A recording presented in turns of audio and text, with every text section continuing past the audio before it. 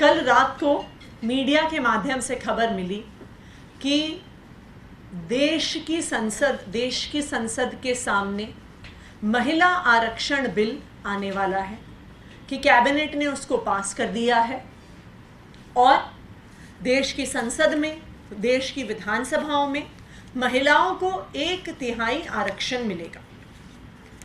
आम आदमी पार्टी ने इस बिल का स्वागत किया। आम आदमी पार्टी ने कहा कि हम संसद में भी, विधानसभाओं में भी महिलाओं के आरक्षण का समर्थन करते हैं, लेकिन जब तक बिल हमारे हाथ में नहीं आता, जब तक हम बिल को स्टडी नहीं करते, जब तक हम इस बिल के प्रावधानों को नहीं देखते, तब तक हम इस पर टिप्पणी नहीं कर सकते हैं, क्योंकि जैसे अंग्रेजी में कहते हैं कि the devil lies in the detail, कि किस प्रकार से बिल का ड्राफ्ट बना हुआ है उसी आधार पर इसका महिला आरक्षण का एक्चुअली इम्प्लीमेंटेशन होगा। कुछ समय पहले ये जो बिल है, कॉन्स्टिट्यूशनल अमेंडमेंट बिल, ये 128th constitutional amendment bill public domain में आया। इस बिल को केयरफुली देखने के बाद जब इसको क्लॉज बाय क्लॉज हमने पढ़ा, तो फिर ये समझ में आया कि ये महिला आरक्षण बिल नहीं है, ये 2024 के चुनाव से पहले महिला बेवकूफ़ बनाओ बिल है। ये क्यों महिला बेवकूफ़ बनाओ बिल है? क्योंकि जब आप इस बिल के प्रावधानों को पढ़ेंगे तो जो इस बिल का सेक्शन 5 है, आर्टिकल 334A, जो ये कॉन्स्टिट्यूशनल अमेंडमेंट कॉन्स्टिट्यूशन में ऐड करेगा, वो ये कहता है, notwithstanding anything in the foregoing provision of this part or part 8, the provisions of the Constitution relating to the reservation of seats for women in the House of the People, the Legislative Assembly of the State and the Legislative Assembly of the National Capital Territory of Delhi.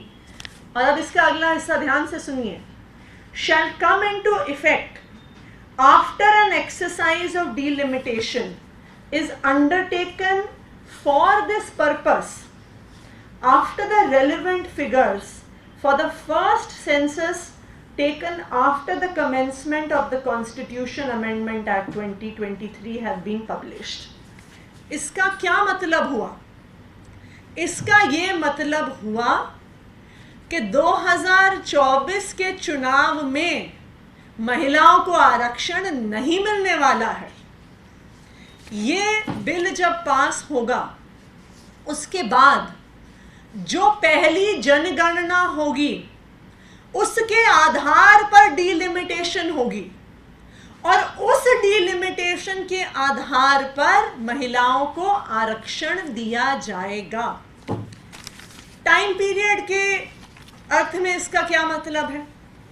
अगर हम एक simple सा गणित करें तो जनगणना होने में कम से कम 1 साल का समय लगता है। उसके बाद डीलिमिटेशन की प्रक्रिया शुरू होगी।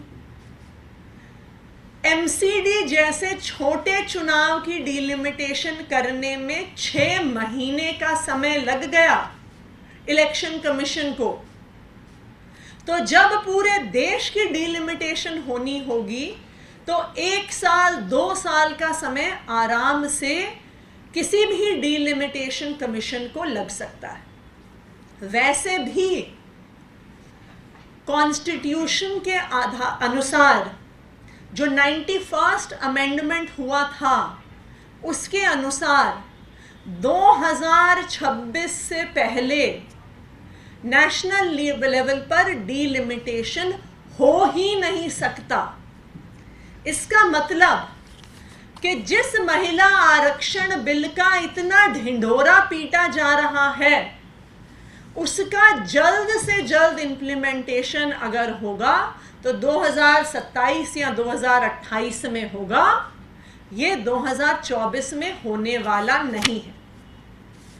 तो जब हम इस बिल के प्रावधान को पढ़ते हैं तो ये समझ में आ जाता है कि 2024 के चुनाव से पहले देश की महिलाओं को बेवकूफ़ बनाने का प्रयास किया जा रहा है। अगर मोदी जी की नीयत होती कि उन्हें महिलाओं को वास्तविक तौर पे आरक्षण देना है तो वो 2024 के चुनाव में दे देते। क्यों उन्होंने ऐसा कहा कि पहले हम जनगणना का इंतजार करेंगे, फिर हम डिलिमिटेशन का इंतजार करेंगे, उसके बाद हम महिलाओं को आरक्षण देंगे? वो आज जितनी सीटें हैं, जो अभी 543 सीट्स हैं, उसमें 1/3 आरक्षण क्यों नहीं दे सकते हैं? ये सिर्फ और सिर्फ तरीका है महिलाओं को बेवकूफ बनाने का। इसलिए इस बिल का नाम होना चाहिए महिला बेवकूफ बनाओ बिल। और ये बहुत ऑब्वियस सी बात है, भारतीय जनता पार्टी को, प्रधानमंत्री नरेंद्र मोदी जी को महिलाओं की वेलबींग में कोई इंटरेस्ट नहीं है।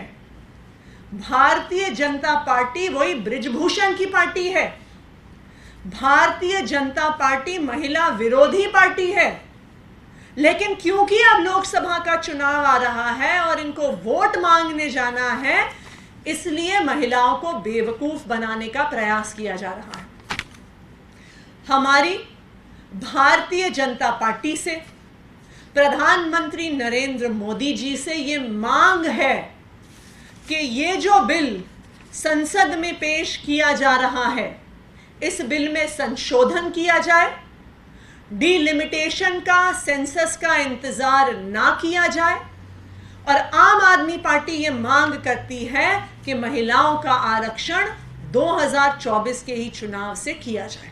धन्यवाद। सबसे अहम सवाल है कि इस बिल से 2024 में क्या महिलाओं को आरक्षण मिलने वाला है कि नहीं, और अगर नहीं मिलने वाला तो फिर तो ये महिलाओं को बेवकूफ बनाने का एक तरीका है। क्या जरूरत थी इसमें जनगणना का क्लॉज डालने की? क्या जरूरत थी इसमें डिलिमिटेशन का क्लॉज डालने के लिए? हमारी भारतीय जनता पार्टी से ये मांग है कि इस बिल को अमेंड किया जाए, संसद के पटल पर अमेंड किया जाए और महिलाओं को 2024 के चुनाव से ही 1/3 आरक्षण दिया जाए। देखिए, हमने तो कहा ही है कि हम इन प्रिंसिपल समर्थन करते हैं महिला आरक्षण का, लेकिन ये बिल एक सरासर ढोंग है, महिलाओं को बेवकूफ बनाने का तरीका है। और मैं प्रधानमंत्री नरेंद्र मोदी जी को बता दूं कि महिलाएं बहुत समझदार होती हैं और वो आपके इस पैंतरे से बेवकूफ बनने वाली नहीं है। देश की महिलाओं को पता है कि पिछले 10 साल में कितनी महंगाई हुई है। देश की महिलाओं को पता है कि घर चलाना कितना मुश्किल हुआ है। उन्हें पता है सिलेंडर का दाम कितना है, आटे का दाम कितना है, दाल का दाम कितना है, टमाटर का दाम कितना है। आप उन्हें ये पता नहीं कितने साल बाद आने वाले आरक्षण से उनको बहका नहीं सकते, फुसला नहीं सकते। हम भारतीय जनता पार्टी से ये मांग करेंगे कि इस बिल को संशोधित किया जाए।